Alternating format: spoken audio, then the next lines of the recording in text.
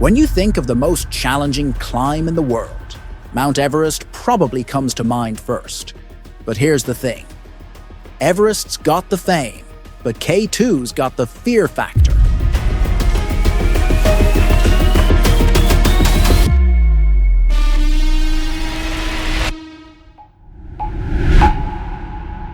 Standing tall at 8,611 meters, K2 has long been known as the Mountaineer's Mountain. It's a brutal test of skill, endurance, and pure grit, and many seasoned climbers agree. It's the hardest of the world's 14 8,000-meter peaks. But what gives K2 its spine-chilling reputation? Let's rewind to 1953. American climber George Bell almost met his end while attempting K2. When asked about the experience, he famously said, "It's a savage mountain that tries to kill you." That single sentence cemented K2's nickname, the Savage Mountain. And Bell wasn't exaggerating. For decades, K2's death-to-summit ratio was downright horrifying. Over 20% of those brave or crazy enough to try climbing it never came back. For comparison, Everest's death rate hovers around 1%, which makes K2 look like an outright death trap.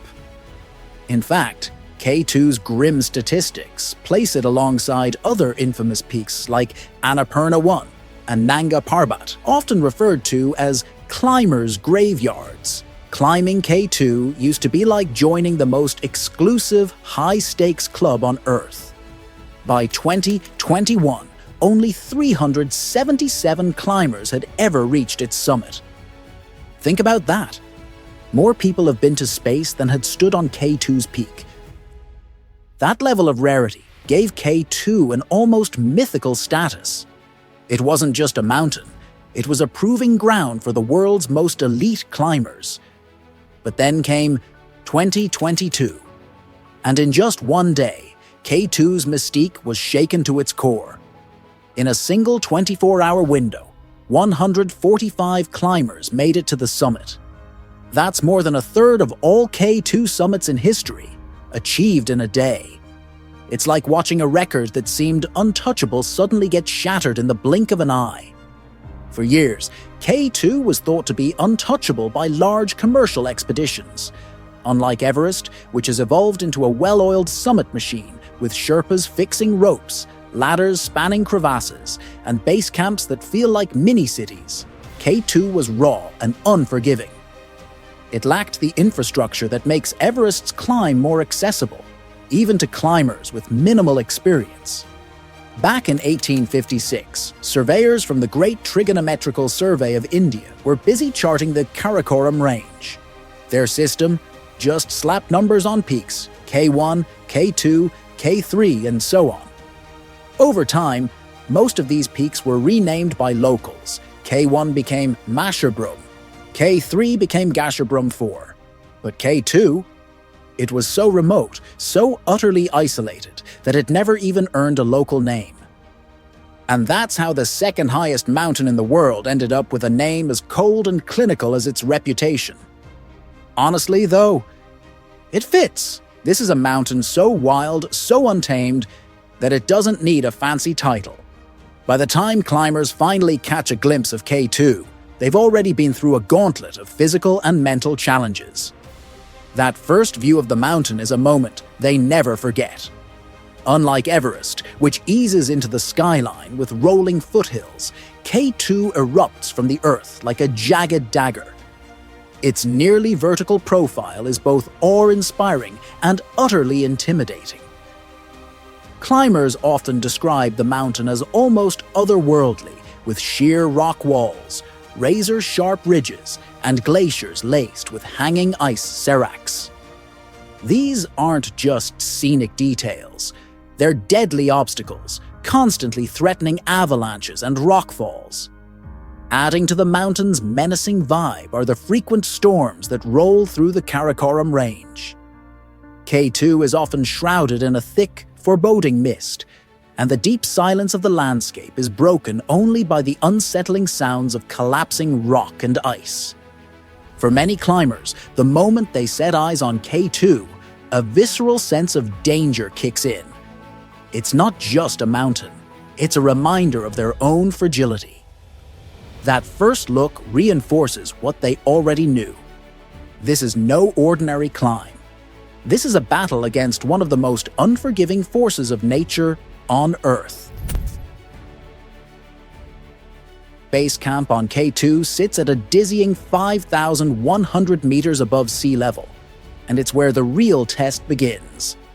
Climbers spend time here acclimatizing, getting their bodies ready for the even tougher journey ahead.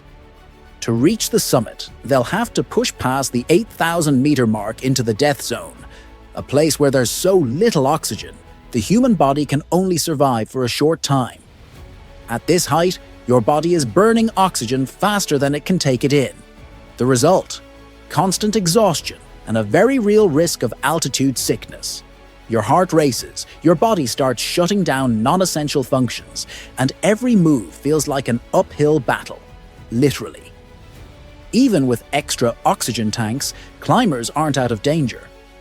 A condition called hypoxia, when the brain doesn't get enough oxygen, can set in. It messes with your thinking, drains your energy, and leaves you confused or disoriented. On K2's steep, icy ridges, that's a recipe for disaster. Up here, every decision matters. A small mistake or a delay could cost a climber their life. Add in K2's extreme weather, and the danger only multiplies. The weather on K2 is as unpredictable as it is brutal. Sure, better weather forecasts have helped climbers plan their summit attempts in recent years, but K2 doesn't play by the rules.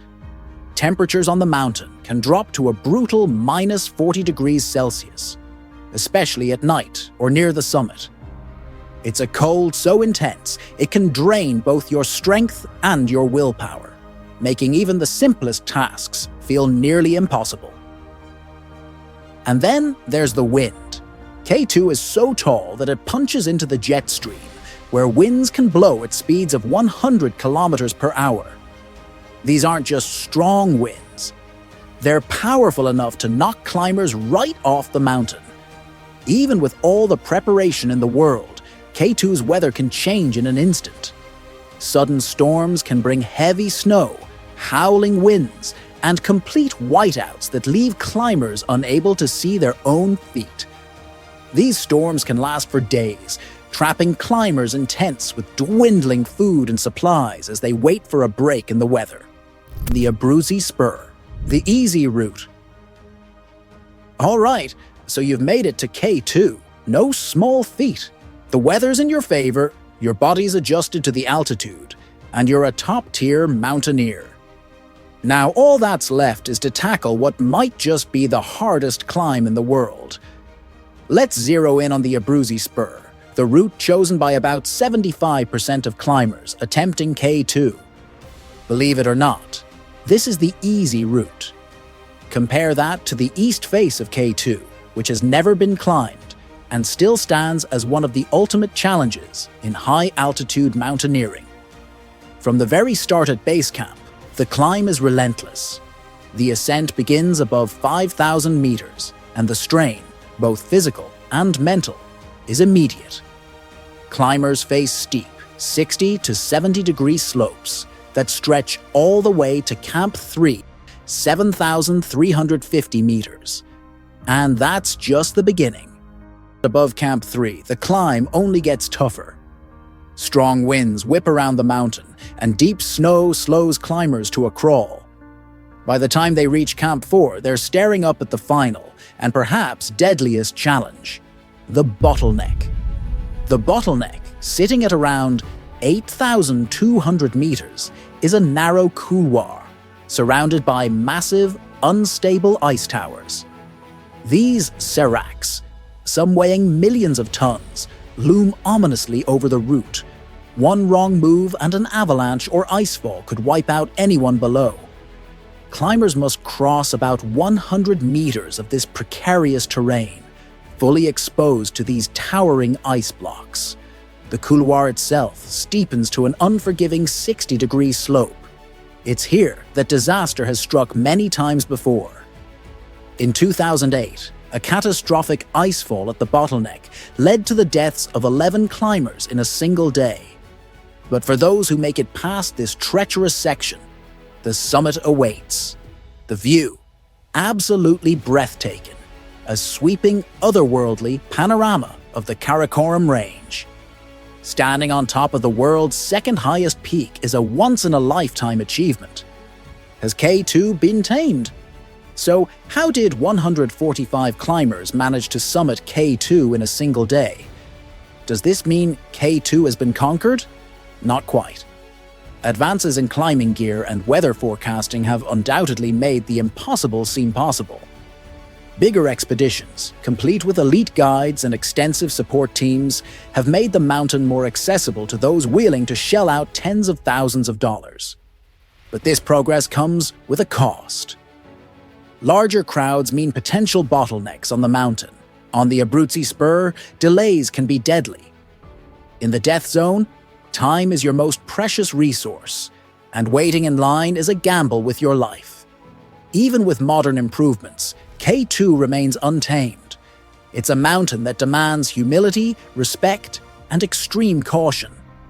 For all our advancements, nature's raw power continues to dwarf human ambition. Thanks for watching. Please like the video, press the subscribe button, and also drop your thoughts in the comment section.